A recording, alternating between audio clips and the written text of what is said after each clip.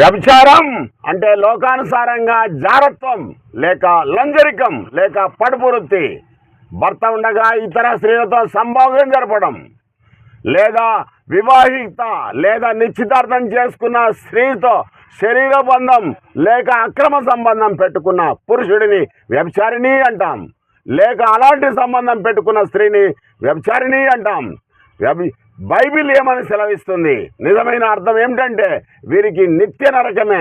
విగ్రహారాధన, దురాశ, మతభ్రష్టత్వం వ్యభిచారంగా చెప్తుంది బైబిల్. నిర్గమకాండము 20 అధ్యాయం 14 వ్యభిచరించకూడదు అని చెప్పాడు దేవుడు. నన్ను ప్రేమించిన ఆజ్ఞలు గైకొంటే దీర్ఘాయువు వస్తుంది అన్నాడు దేవుడు.